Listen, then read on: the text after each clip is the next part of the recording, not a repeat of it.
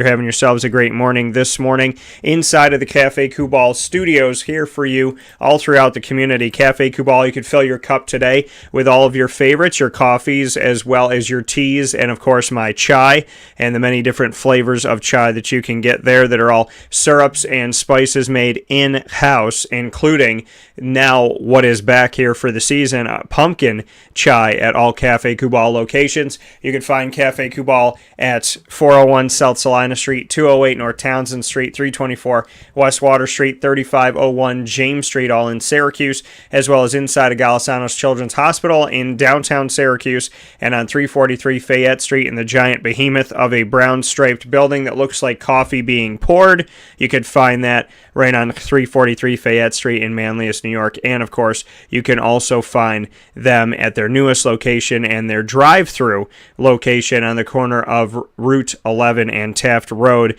in North Syracuse, New York at Sweetheart Corners for Cafe Kubal, so make sure you make it out there today. Inside of MonPazPopcorn.com's What's Poppin', with a list of what's coming up on today's show. We'll start things off momentarily with AD and DT featuring Bob Beretta, the athletics director of LeMoyne College, and myself, Dan Tortora, aka DT, bringing you our episode 3 of AD and DT inside of Dolphin Time, happening every Wednesday at 9 a.m. Eastern Time, so we appreciate you being here for that. This episode will be featuring what Phins Up truly means. So we'll be speaking with Bob Beretta on what it means to say Phins Up. What is this rally cry of Phins Up? So we'll get into that. And of course, we will also be honoring the successes of those connected to LeMoyne that include but are not limited to 6-time national champion head coach of LeMoyne men's lacrosse, Dan Sheehan, as well as Josiah Gray and Ryan Murphy, who were at LeMoyne pitching for the LeMoyne Dolphins and are now working on their professional careers in Major League Baseball. So excited to have all of that conversation coming up in just a moment here on Wake Up Call with Dan Tortora with Bob Beretta. And then we'll head into my conversation coming up here with two people that have never been on the broadcast before, two new guests that we get to feature here on Wake Up Call with Dan Tortora. And those guests are going to be talking about the fan experience at the newly upgraded Dome and speaking on the food and everything else that's connected to it. So very excited for this as we get set to welcome to the show for the first time ever Jon Webster, who's the Executive Director of Hospitality at Syracuse, and Jenn Horvath, the Communications Director for the Division of Business, Finance, and Administrative Services. So we'll have Jen and Jon on at 9:40 a.m. Eastern Time to give their take on the upgraded Dome and what that means for the fans. And then we'll get into Hour 2 as we always do, and that'll be the Fantasy Football Power Hour, proudly presented by the Wildcat Sports Pub with Mike Sofka of Hall of Fame FantasyFootball.com and Winning Fantasy Football on YouTube, as well as our Winning Fantasy Football Facebook group. And you can listen to our thoughts on Week 5 of Fantasy Football, and of course send in your questions like you've been doing every week. And that coming up at 10 a.m. We're normally a little bit earlier at 9:45, but because of our special interview here with Jon Webster and Jenn Horvath, we will be moving the Fantasy Football Power Hour back to 10 a.m. to start off here today. So make sure that you set the dial for that and get ready for that. And those of you on Facebook as well as on YouTube know that we will start a new video for hour number 2 so that we can give you our full fantasy football help, and you'll be able to get to that video immediately after it's aired today, so you can use it for Wednesday, Thursday, Friday, Saturday, Sunday, and Monday in helping prepare for Week 5 of fantasy football inside of the 2021-2022 season. So, with all of that being said, we're going to take a quick step aside for a fast break here on Wake Up Call with Dan Tortora, where sports meets that thing called life. When we come back, we'll have you set and ready to go for our conversation with Bob Beretta in the newest edition of AD and DT inside Dolphin Time every Wednesday at 9 a.m. Eastern Time right here on Wake Up Call with Dan Tortora, exclusively featuring Mr. Bob Beretta, the athletics director of LeMoyne College, speaking in this episode on what Phins Up truly means.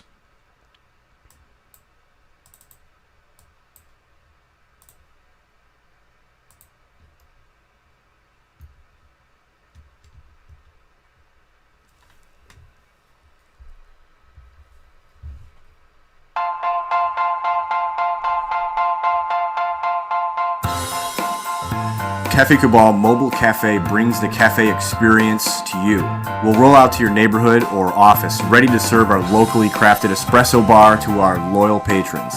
Inquire at cafecubal.com. Cafe Cabal, coffee for the soul.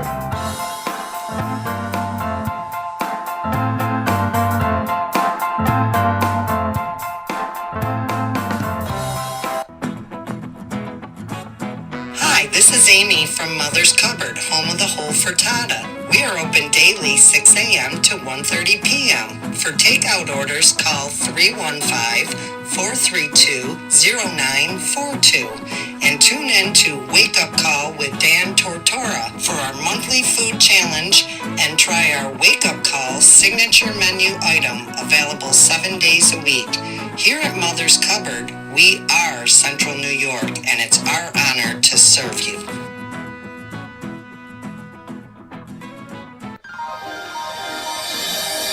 Ma and Pa's Kettle Corn and Popcorn Factory, located on 201 7th North Street in Liverpool, is home to over 40 flavors with more than 200 flavors in their total wheelhouse. Sky's the limit for this sweet and savory Central New York company. Keep it local at your parties, fundraisers, wedding showers, baby showers, and more by calling 315-450-MA-PA. That's 315-450-6272 for popcorn bars with custom flavors and colors at your upcoming event. Make sure to visit them on 201 7th North Street in Liverpool, New York. And for more information, go to maandpazsnacks.com. Ma and Pa's Kettle Corn and Popcorn Factory. How corny are you?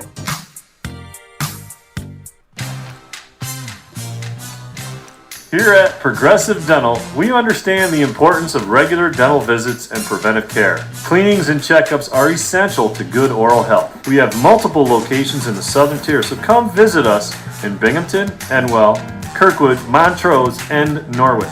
For self-pay non-insured patients, we offer the Smile Plan, which covers all of your cleanings, x-rays, and exams for an affordable yearly price. Call 607-754-2273 or 607-754-CARE to make an appointment today. For more information, visit our website at progressivedentalny.com.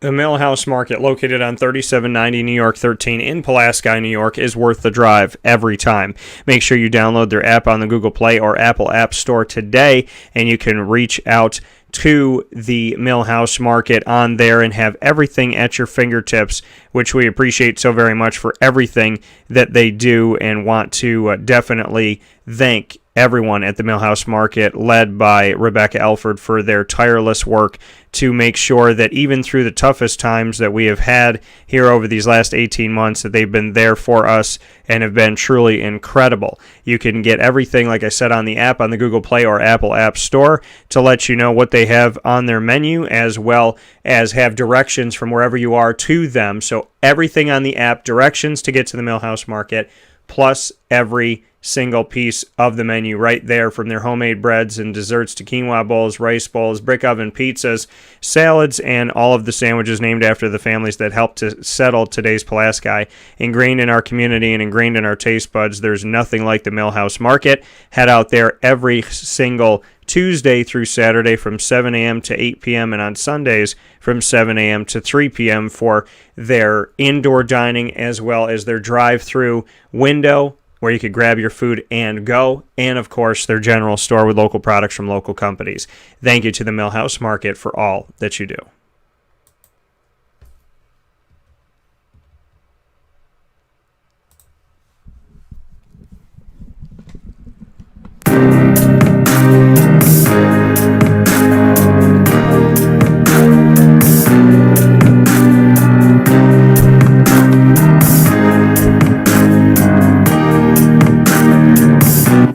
Welcome here to your newest edition of AD and DT Athletics Director Bob Beretta of LeMoyne College, and myself, Dan Tortora, here of Wake Up Call with Dan Tortora and Dan Tortora Broadcast Media. We're sitting here with you in a very special episode 3 where we will be describing to you exactly what the moniker Phins Up means. But before we do that, Bob, good to see you again. Good to see you, Dan. Thanks for being with us. And I'm happy that you have yours all set up, your pin here, and I have mine right over the chest right here. So I got my outline of the Dolphins. So got to make sure I get little things like that, the little intricate pieces that you add to it. Yeah, it's the small touches that make the biggest impact sometimes. Absolutely, and one of those small touches that we're looking to expand and make a big impact is exactly what Phins Up means. You and I use the hashtag on social media all the time, so opening the door to what people should know about Phins Up. Yeah, when I started here, Dan, and when I accepted the job in January, I saw a lot of people talk about Phins Up, but I thought it was like a rallying cry for the athletic department. But what I've come to find out, it's really more about an attitude for the campus, for our alums, for our students, and it's Phins Up that we're always pointed forward, right? Our trajectory is always up. It's a rallying cry for our athletic teams, but it's really more of a charge, really a message for folks out there that are associated with LeMoyne to say, Phins Up, it's all positive, we're headed in the right direction. That's what we believe in, the greater good, excellence with integrity. Greatness meets goodness. It's all kind of centered around that Phins Up slogan to say, hey, we're doing well, and we're headed to better days ahead, and we're doing pretty good right now. You know, and I like it because obviously Phins being a shorter version of Dolphins, but having that up part of it, like you said, and we've discussed off the air, is that Phins Up always means progression. It always means that going up and finding a way to elevate yourself, even if it's just a little bit for that day. And so how so much can be said in such a small statement of Phins Up that, like you said, there's always this look to upgrade, to find a way to get better. And I know that as time passes by, we'll see those upgrades come through. Yeah, no doubt, Dan. That's one of our themes for our athletic department this year is to elevate. And that means, as administrators, to elevate every part of our service to our student athletes, whether it's administration, whether it's our coaches. In everything we do, we want to elevate every day a little bit better. If we can make things a little bit better today than they were yesterday, if I can help lead this organization forward a little bit more today and then tomorrow and right on through the weekend, and then at the end of the month, we'll have all kind of added this aggregation, right? This cumulative effect of improvement each and every day. We'll look back and we'll have created some really impactful accomplishments for our student athletes. And in terms of what I find it so fascinating here, you talk about Phins Up, and right, LeMoyne's called the Heights. We're at the Heights, we're on the Heights. So everything is kind of tied together. The trajectory is up, we're up on the Heights, elevate, we're trying to advance. We certainly are so grounded in the Jesuit faith and service to others and men and women for others, but it's all about that concept of up, right? And that's why when you attach Phins to up, it's kind of that all-inclusive moniker, that rallying cry, Phins Up. We're in a positive vibe, we're in a positive mindset, and we're here to make the world a better place. And I found that there's actually a song out there, Phins Up, that I said, you know, if and when these championships come, that Bob and I will have to break down a little bit. We'll have to come up with some type of simple dance, some choreographed thing for you, Bob. Yeah, and the only thing I want to correct there, it's not if the championships That's come. when, it's when the championships come. So I know that I have committed myself to public embarrassment, and for the first time in my life, I will be happy to accept that public embarrassment. Well, the thing, I mean, do you have some rhythm? You got to have some. I have some rhythm, but it depends who you talk to. If you talk to my daughter, who's 22 years old, she says that has no rhythm whatsoever. There's probably a lot of people out there that share that concept, but we'll do our best to find some rhythm for that. And you talk about when championships come here, you know, Phins Up, that progression, that look to how can we get a little bit better, what is the next step to take. Meeting these coaches, being around these coaches, what can you say has moved you to believe that they will be championship coaches? Yeah, I think we have a terrific stable of coaches here, Dan, very talented. What I love about them, they have deeply bought into the mission of LeMoyne College. They're here to service our student athletes. We want our student athletes to reach the highest level of their potential, but they want to do it the right way, you know, and that's the LeMoyne way, really. We're talking about the LeMoyne way and service to others, winning the right way, excellence with integrity, greatness meets goodness. I know those things sound like catchphrases, but they're really not. They're really integral parts of this amazing culture that's being nurtured on this campus every day, and our coaches are completely bought into that.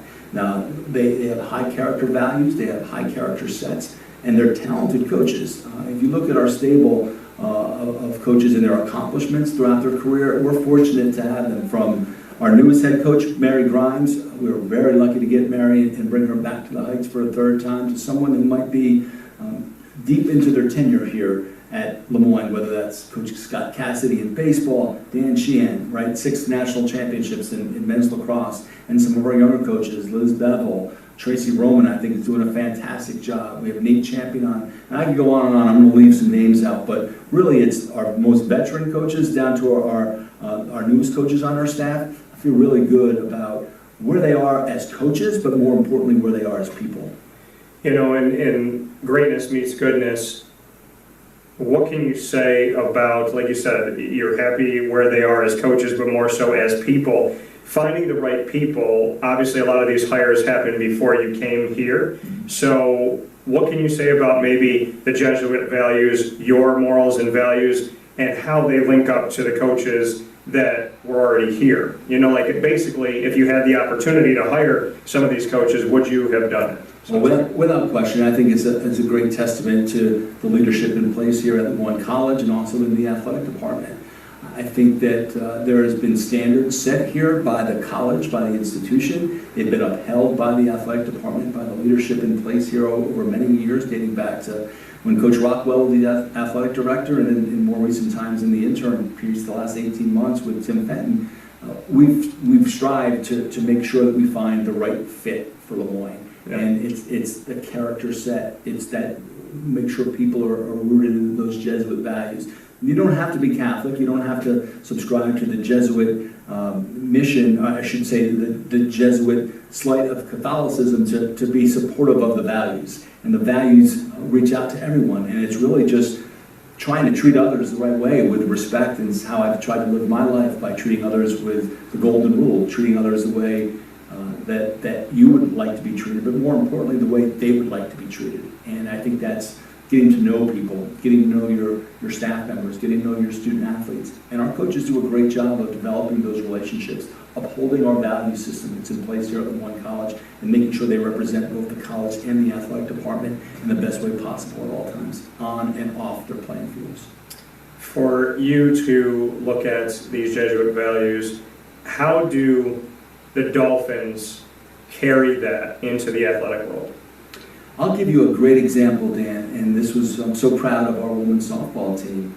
Just last week, they took 2 hours aside from one of the practice days, and they spent time working on the facility, and it was in great need of work. That stump that had been green at one point was now black over time and weather and things of that nature, weeds in the facility, on and on and on. But they spent 2 hours, and to me that was selfless service to each other. Yeah. And I think they took pride in that. They took pride in the fact that they understand that we're here for a higher mission. Very similar to where I was at West Point. The athletes at West Point were there for a higher mission. And I felt the same sentiment here on campus when I stepped foot at the Heights back in February 2020 for the first time. Was there's this sense of mission, this sense of purpose, the fact that we want to excel in athletics. There's no question about that. We want to win championships. I am never going to apologize for that. That's part of our mission. But more importantly, we want to develop tremendous contributors to society, that once they graduate from LeMoyne, they go and become leaders in all sectors of society, and someone that people that are rooted in the Jesuit faith, that do things the right way, that treat others with respect, and go out and set the world on fire, as St. Ignatius said, and that's a big part of our motto here at LeMoyne as well. Very special episode of AD and DT here on Wake Up Call with Dan Tortora through Dan Tortora Broadcast Media about what Phins Up means. You said when championships are won. Dan Sheehan, as you mentioned, 6, including most recently. And, you know, and I'm sure all of them are special, but to win a championship in the middle of a pandemic, right, with everything that's gone on and kind of easy to make excuses, he brings LeMoyne back to that championship caliber world that he's lived in so much. in the middle of one of the toughest times where he and other coaches could have excused a lot of things because of where we were at. Just what you can say it says about him to have 5 championships going into this past season, and then to win a championship in a year where he could have made excuses, and he didn't. Yeah, that's a great question, Dan. And I think that when you talk to coaches, they don't like to pick and choose what championship or what victory maybe is more important than the others, that they're like their children. But I think if you had Dan in a private moment, he'd talk about how this past year was so important to him, because I think for our coaches to be leaders through a pandemic, to keep our young people focused at times where there was no competitions in sight, and then there was no guarantee of competition. I think that took a special leader to be able to keep our teams focused, to keep our teams healthy. A great testament to our student athletes. There were obviously temptations to go out on a personal level and do things that might put their health and safety in jeopardy during the pandemic, to just stay healthy, to stay COVID-free and clean, and do the things right and do the things necessary to put themselves in position to win a championship. So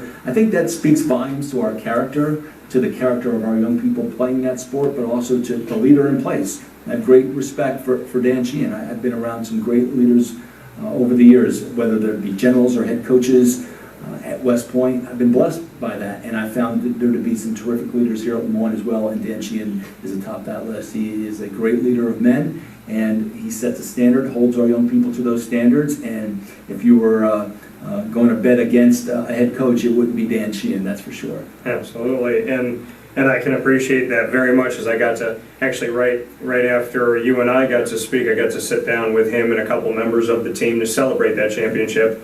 And so we thank Pizza Man for that, and obviously I thank the incredible Dolphins that got to celebrate and have some laughs together. And you can check those out at youtube.com/WakeUpCallDT. A lot of fun with the gentlemen. Before we wrap up this edition of AD&DT, speaking on Phins Up, 2 players that I really, on the baseball world that you had mentioned, it's been a definite Phins Up as we see the emergence of these 2 pitchers and where they are in their careers. I know that you've shouted them out on social media, so I'd love to show them some love in this edition, because when you're talking about Phins Up and always that look to the horizon and saying, how can we get better, how can we grow, how can we expand and challenge ourselves, these 2 guys are in the world of trying to make it in the majors, very much challenging themselves. Yeah, they are, Dan, and thank you for bringing up Josiah Gray and Ryan Murphy. And Josiah just celebrated his first victory at the major league level here in late September, and Ryan Murphy had an outstanding season. He is on a fast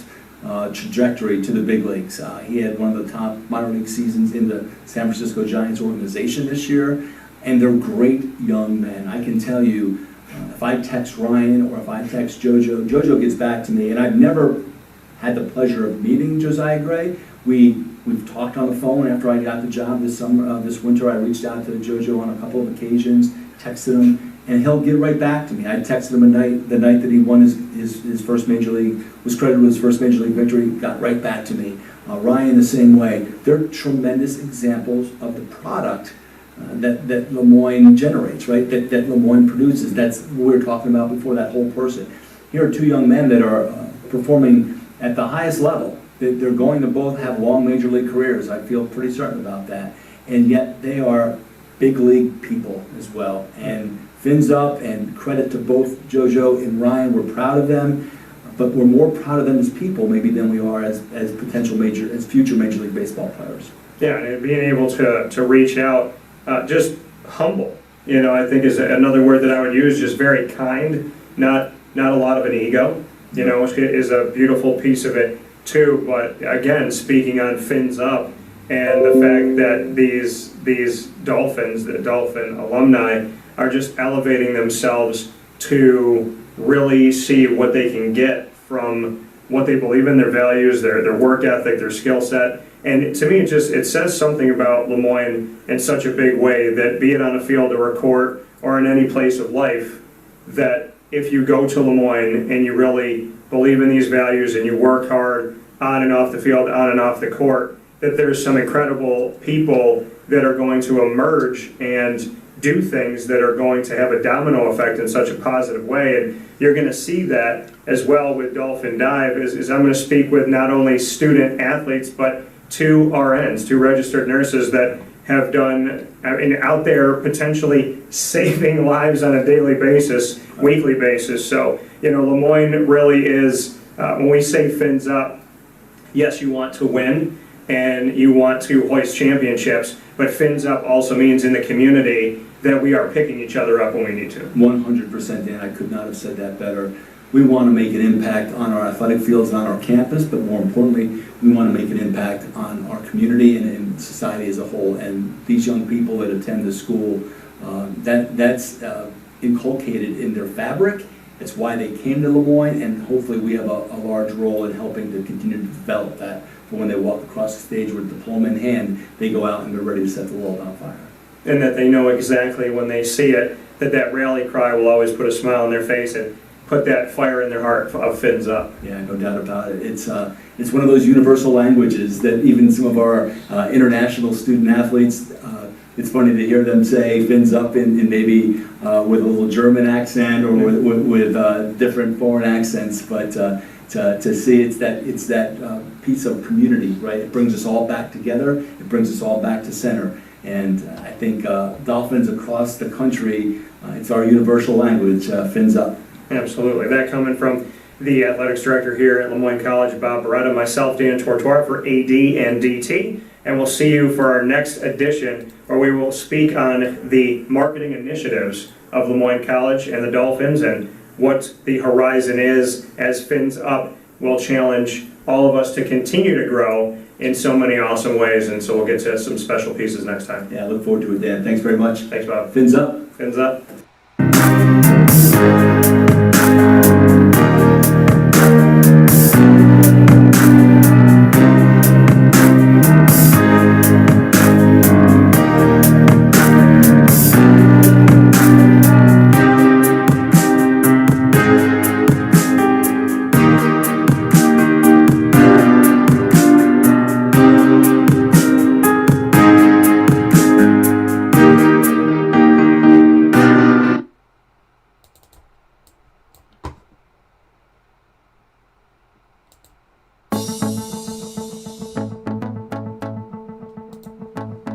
Avicoli's, located on the corner of Route 57 and Wetzel Road in Liverpool, New York, has been your trusted neighbor for decades. Located just steps from Liverpool High School, we're happy to have the Liverpool Warriors on-site, on-location broadcast at Avicoli's through Wake Up Call with Dan Tortora every single month, featuring student athletes, coaches, and administration throughout the year from Liverpool High School. Head out to Avicoli's today on the corner of Route 57 and Wetzel Road in Liverpool, New York, open Tuesday through Sunday for lunch, dinner, and drinks. We'd love to see you out there, and of course you can call them at 315-622-5100 for takeout, delivery, and catering. That's 315-622-5100, and also find them on myavicolis.com. That's myavicollis.com.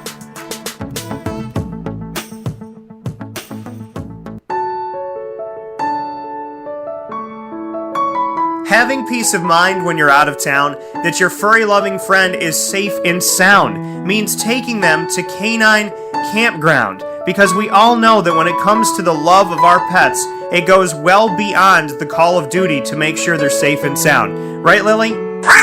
So take a ride to 242 Johnson Street in East Syracuse, New York, and see Canine Campground and where your dog will be staying in the classic cabin, the executive cabin, the grand cabin, or of course the luxury cabin, because if you know Lily, you know she loves luxury. Now you don't have to wait to the last minute to find a family member or a friend that'll take your dog for a few days. Call Canine Campground at 315-299-4013. That's 315-299-4013. Their drop-off and pickup times are Monday through Sunday. Check K9campground.com for more information. That's the letter K, the number 9, and campground spelled with a K.com. K9campground.com. When you're going out of town, bring your dog to Canine Campground.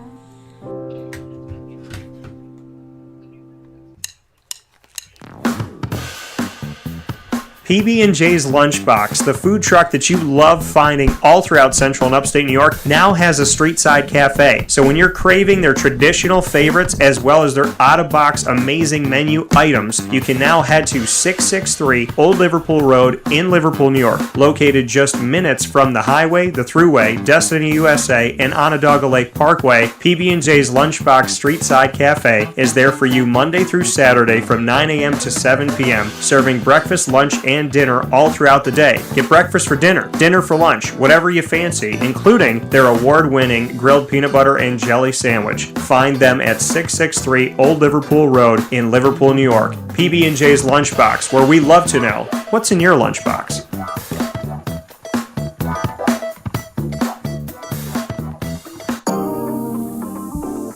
As a patient, what do we want? To be cared for, to be listened to, and to have someone walk us through the process on our path to victory. Victory Sports Medicine and Orthopedics does all of those things beautifully, with Dr. Mark Petropoli leading the team on 791 West Genesee Street in Skaneateles, New York, located minutes from beautiful Skaneateles Lake. Whatever your injury may be from head to toe, preventative care, rehab, physical therapy, laser therapy, and surgery are all available at Victory Sports Medicine and Orthopedics, where they care about us, they listen to us, and they understand that everyone's path to victory is a little bit different. Let them help you on yours by calling 315-685-7544 to make your appointment today. That's 315-685-7544. And find out more information at victorysportsmedicine.com.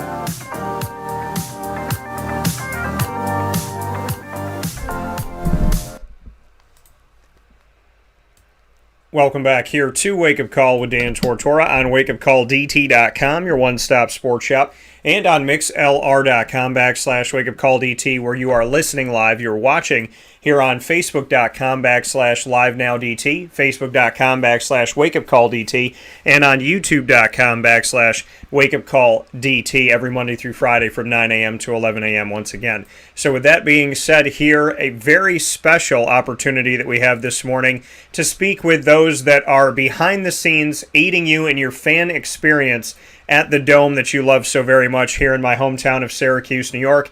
I've had the honor and the pleasure of being able to go through and test out some of this before the Dome was officially opened and got to experience what the fans were going to experience. And I want to thank both of these wonderful people for being on the show today, for giving me some time to really get behind, like I said, the scenes and break down what it took to get to where we are today, as well as where we're heading from here. I'm joined by Jon Webster, Executive Director of Hospitality at Syracuse University, and Jenn Horvath, Communications Director for the Division of Business, Finance, and Administrative Services at Syracuse, who are both on the line with us this morning.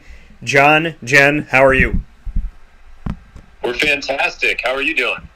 I'm doing very well, and you know, just I got to experience kind of the walkthrough and to try some of the food and whatnot. But Jon, since you're the first one here on the line here, I'll start with you first because I got to shake hands with you and meet you there just a few weeks ago before the Dome officially opened to the fans. Just what this Executive Director of Hospitality role has been like for you, and how you really define what that is when it comes to the Dome and Syracuse University. That's a great question. I have been here for all of 4 months, so I think the role is being defined as I go a little bit here. I've been very excited to meet all the people here in the great Syracuse community, and I think the Dome, as I see it, is essentially the heartbeat of that community. So looking at what we've been trying to accomplish through these stand renovations is, I think, solving for speed and quality has essentially been the two mantras that we've been following. So simplifying what the stands that you walk through, I think it's very notable right away that the menus are very limited, and that's intentional so that we can do a good job on those items, right? We want to put an excellent item on the menu, and we'll sacrifice the number of items to do that. I think some other notable changes, putting beer and food in the same stand, just limiting the number of lines that fans have to stand in, was another priority. So to answer the question in terms of how do we view hospitality, we want short lines, as short as possible, that move quickly with good food so that fans can go enjoy what's on the field. That coming from Jon Webster. Jenn Horvath here with us this morning as well. Jen, describing your role a little bit more as to what people should know about what it really takes in the communications director for the Division of Business, Finance, and Administrative Services. What your day-to-day looks like and how you're connected to the upgrade of the fan experience. Sure. So this division at SU is it's a huge division. It's 1,500 people. It stretches all the way from our chief financial officer all the way down to the folks who mow the lawns and our DPS officers. So it's a huge division, and part of that includes auxiliary services and food services, which Jon is now the head of. So my role as communications director is to communicate to our various stakeholders, audiences, so that's students, faculty, staff, and of course with this project, community members, about the changes that have been implemented at the Dome since the renovation was announced in May 2018. And we play a small part of that. The concessions upgrades are just a small part, of course, of the overall investment in the stadium upgrades. But, as communications director, it's my job to tell the community about the work that Jon and his predecessors and the other members of our auxiliary services staff are doing to enhance the fan experience inside the stadium. And Jen, I'm going to keep with you for this. And Jon, I'd love to get your thoughts after Jen, as far as how you think it's gone up to this point. We've been able to see the fans at home for a little bit here and to have them for the Rutgers game as well as for Albany and Liberty. Just what these first three football games have shown you from the standpoint of how the fans maybe responded to the experiences that have been upgraded, as well as, how you feel things have essentially gone off here for the first three games as we get set for a fourth against Wake Forest. Jen, I'll start with you. Sure. So I think so far feedback has been great. We work very closely with our colleagues in athletics who survey season ticket holders I think every week. Jon is nodding. Yes, every week. So we've had great feedback so far from our fans about the upgraded concession stands. I have spent a game basically just putting in the miles, circling the concourse to see how things are flowing. And it looks like, I think it took maybe a game or a half for folks to get used to the new flow where you go in, like you Dan, like you tried in the preview, you're going into the line, you're picking up your hot food, then you're opening the cooler to get your drink, and then you're, now we're cashless at our stands as well, so you're getting out your credit card and pay. So it's just a different flow. And I think it's been really, I think, all of the feedback we've got is good so far. And I'll turn it over to Jon because he's a little bit more involved with that. Yeah, so I think I don't have any exact numbers to quote to you right now, but I can tell you that for the first three games of the season, the top 8 stands in the building in terms of both sales dollars and transactions have been the 8 new stands. And so I think just in terms of throughput, we're seeing results from these stands. I did a similar survey to what Jen did. I just walked around and talked to people. I probably talked to about 100 fans the first game, just asked, what did you think? What could be better? And I won't say it was unanimous that the speed was appreciated necessarily, but I would say the majority of people, probably 90+% of the people I talked to, were like, "This is great," and got people back to the game so they could enjoy it. So I think we're seeing all sorts of success from these stands.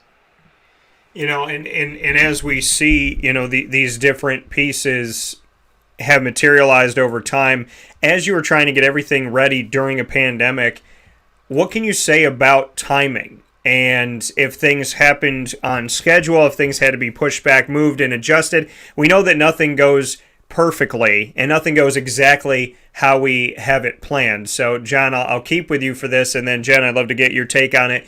Just how the plan maybe began, and if you had to adjust something, get rid of something, add something within the time that you had to work on this, knowing that everything was kind of a question mark from the outside looking in of, can the Dome open to fans? Is it going to be able to, have people in here and whatnot? So as a pandemic is going on, you're trying to upgrade and create this plan that you put on paper and bring it to life. So, Jon, how much has the plan changed, stayed the same? And Jen, I'd love to get your take as well on how you navigated through this.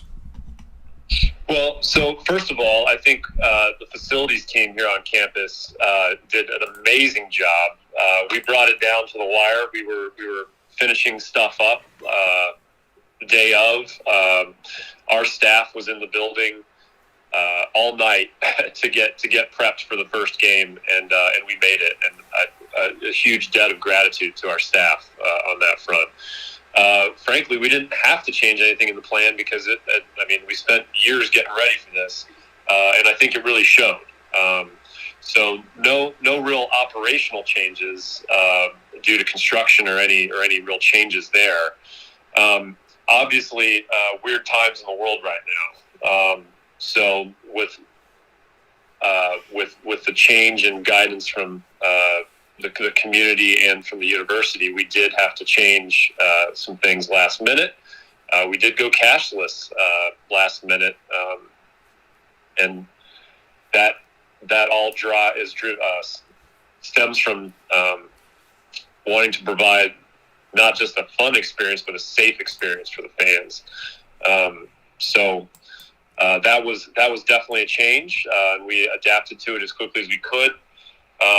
And again, I think if the last 2 years have proven anything, it's that teams can be dynamic, and probably more dynamic than they ever thought they could. All things considered, I would say this opening was actually fairly smooth. That said, we continue to refine things, and we are very excited to receive feedback from the fans on what we can continue to do a little bit better.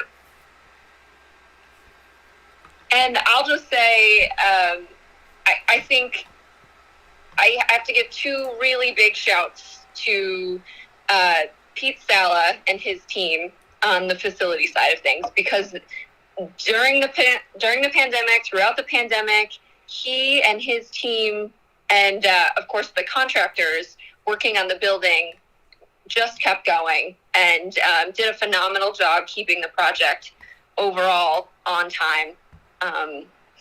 And then I'll also say that the planning for the concessions piece and the hospitality piece actually started pre-pandemic. It started in, I think, November 2019 with Michael Beckelay, who is a consultant. He works for Venue Hospitality Services. That's his business. And, he started this process of planning what the concessions would look like inside the renovated stadium all the way back, in November of 2019. So before anyone had heard the term COVID-19. So, his work has really helped us figure out the new way that we would approach concessions at the stadium.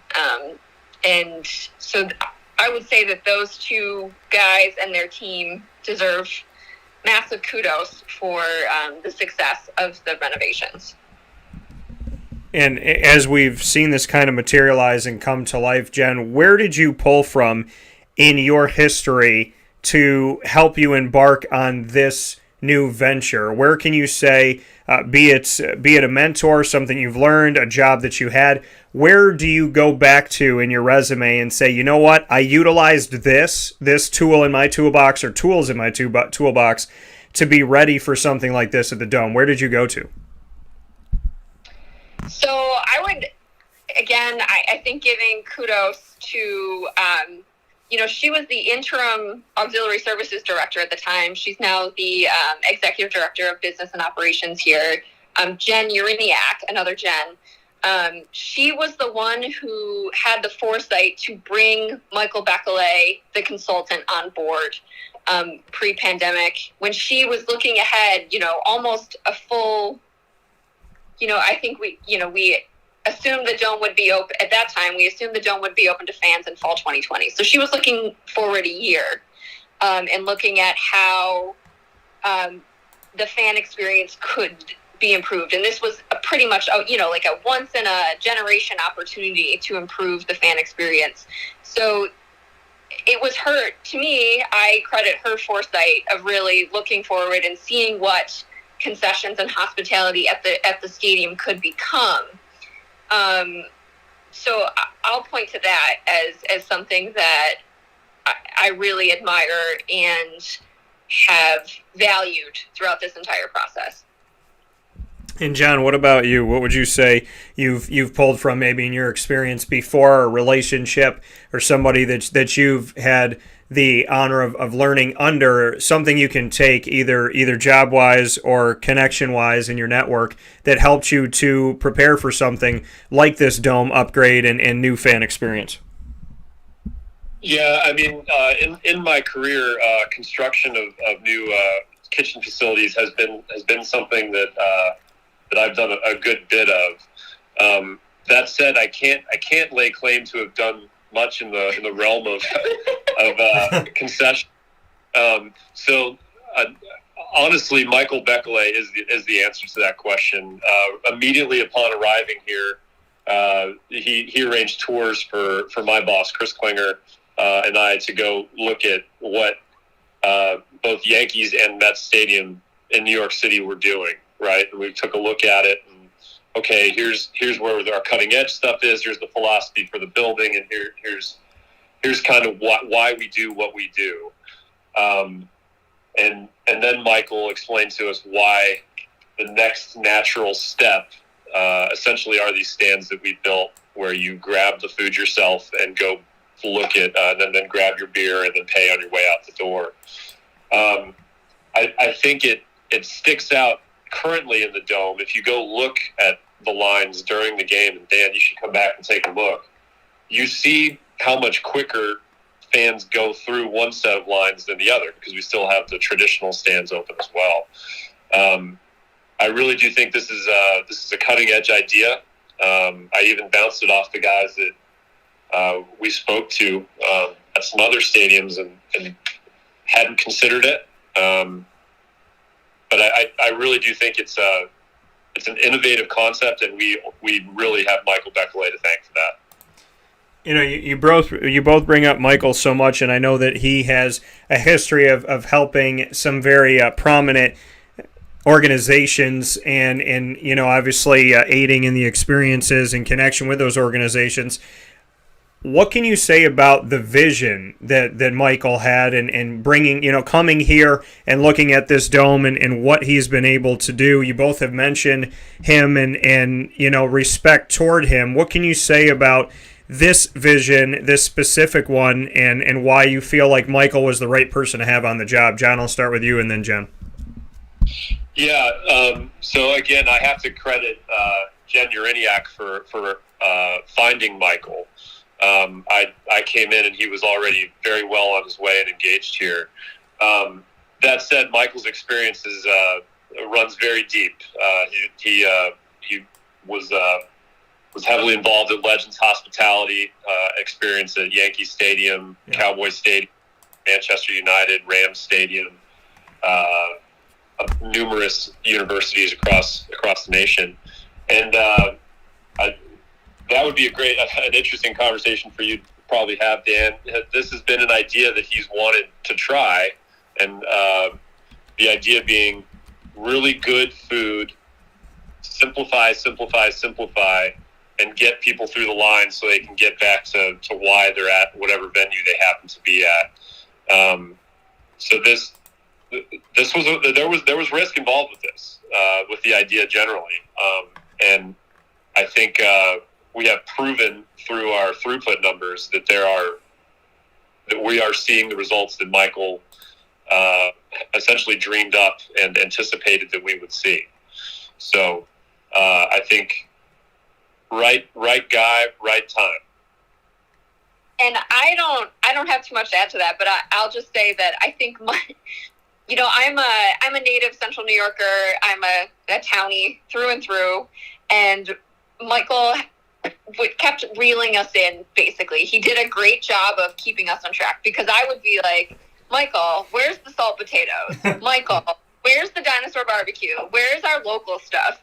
And he was so focused on, as Jon said, just increasing the speed and the quality of the food. He said we have to get really good at doing simple things first, and we have to solve for the length of time that people are spending in line. And then we can add the salt potatoes, and then we can add, the local favorites. And, he did such a good job of just keeping everyone laser focused on these two things, speed and quality. And I think that's, you can see that in all of the newsstands, and it's really a credit to him for doing that. That coming here from Jenn Horvath, Communications Director for the Division of Business, Finance, and Administrative Services at Syracuse, and Jon Webster, Executive Director of Hospitality, here on Wake Up Call with Dan Tortora inside the Cafe Kubal studio, speaking on the upgraded fan experience at the Dome on game day and beyond.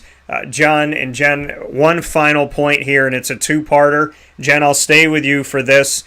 What is your favorite thing about the upgraded Dome? And like you said, being a townie, I'm a Central New York native as well, so I can understand and see through your eyes here on the evolution of what we've seen at Syracuse University and at the Dome. So what is your favorite thing about the game day experience as what it is right now and has been upgraded to? And secondly, what did you learn most about yourself in the process? Okay, so I think I'm going to say two things. Okay. So I think that the enhanced lighting, this is going to sound it's such a small nerdy thing, but the lighting in the concourses makes the building look so much better. Dan, the Dome is a dark concrete building, stadium, but the work that the facilities team did to upgrade the lighting in the Dome has been phenomenal. It looks like a whole new building. So that's the facilities answer that I'll give. And the second thing is the chicken sandwich. The chicken sandwich is so good. I'm going to take Jon's answer, but it really is. It's so good. It's what I get every time I go. It's what I, had at the preview, and I recommend it to everyone because it's my favorite thing on the menu. And learning about myself, like I said, I'm from here. I love it here, and I think this project was really a wonderful thing to communicate to the greater Syracuse community, because the Dome is the heart of Central New York in so many ways, and the heart of this community. So to be able to be a part of it was really something for a girl who's spent her entire life in and around Central New York. Great answer coming from Jenn Horvath here. Jon, she said she took your answer, but your favorite thing about the game day experience now, and what you learned most about yourself? She sure did, man. That chicken sandwich is pretty dang good. That is certainly. I do actually look forward to getting one of those at the end of each game. We sold out of them the first game, so I think we've been increasing gradually as we go here. As for learning more about something about myself, I'm going to answer that sort of with a different question. There's something I know about myself, which is that I really enjoy learning new things and taking on new challenges, and learning about I've learned about the history of the Dome, the fan experience in the past of the Dome, and what we're implementing, and then basically learned how to operate the Dome, all within a 2.5 month window leading up to opening. That was simultaneously thrilling and, I'll admit, somewhat scary. But it has been a fascinating experience for me. it's been a very enjoyable experience, and I look forward to building on where we are today to what comes next. That coming from Jon Webster, Executive Director of Hospitality, and Jenn Horvath, Communications Director for the Division of Business, Finance, and Administrative Services at Syracuse University, speaking on the upgraded game day and overall experience for fans at the Dome. Jon, Jenn, I want to thank you for being a part of this. I want to thank you for inviting me to the preview.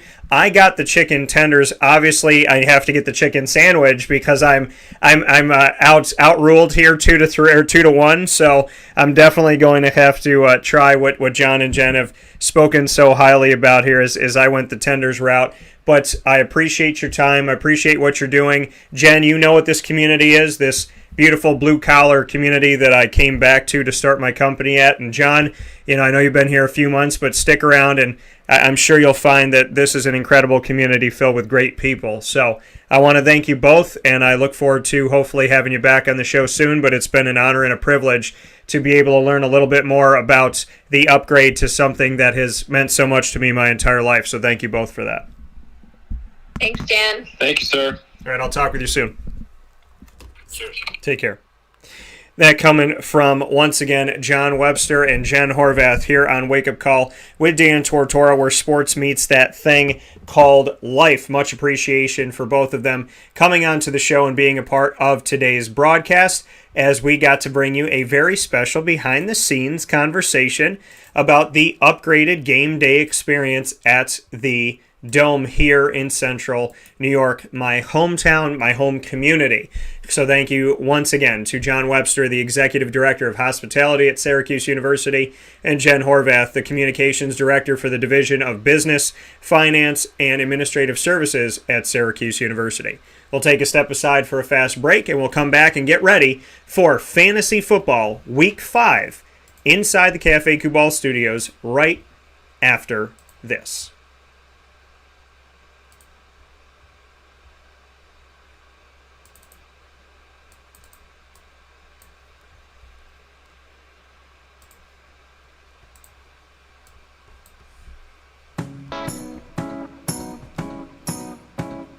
In these unique times, there are those in our community that give us a sense of normalcy and positivity. Pizza Man on 50 Oswego Street in Baldwinsville has been here for you for over 35 years and is here now. Call 315-638-1234 or order online at pizzamanbville.com to bring those familiar tastes into your home. And remember to come see our monthly on-site broadcasts centered around the community and our Baldwinsville beats. Pizza Man in Baldwinsville. Any way you slice it, they are always here for you.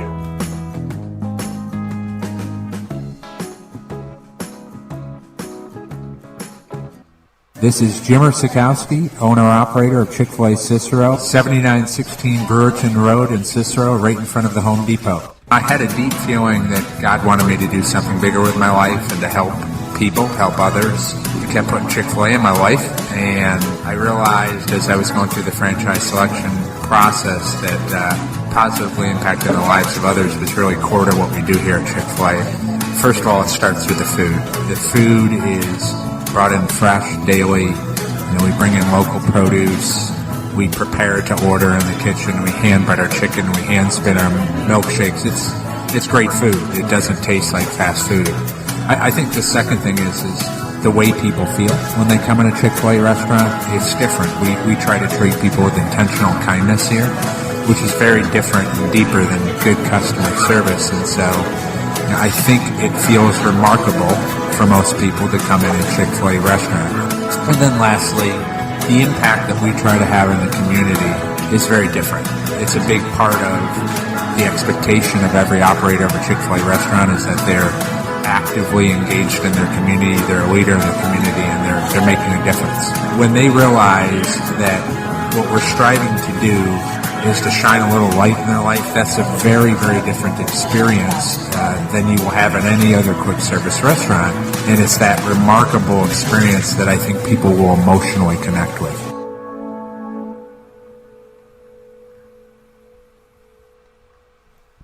I'm George Townsend of Honda City with some good advice when buying a new car. The true cost of owning a new car is determined by the appraised value when you trade it. No vehicle appraises higher than a Honda. Next, look for low APRs and deep discounts. You also want low maintenance costs and great fuel economy. That's why my advice to you is to buy a new Honda. Looking pre-owned, visit our Honda Certified Used Car Center. Honda City, 7140 Henry Clay Boulevard, Liverpool, or HondaCity-CNY.com. It would be a pity if you don't shop at Honda City.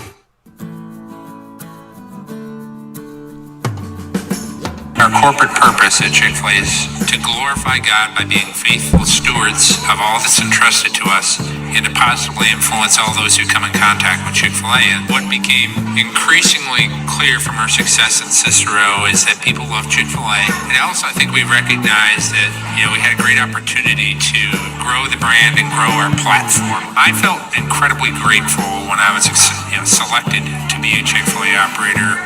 I think what it's meant for me, what I've come to realize on a very deep level is that this is a calling for me. It's not a career. It's not a job. The Lord called me to be a Chick-fil-A operator and to use these restaurants to glorify Him and to positively influence other people. I'm blessed. I'm very blessed. Head to Chick-fil-A Clay on 3974 State Route 31 in Liverpool, New York.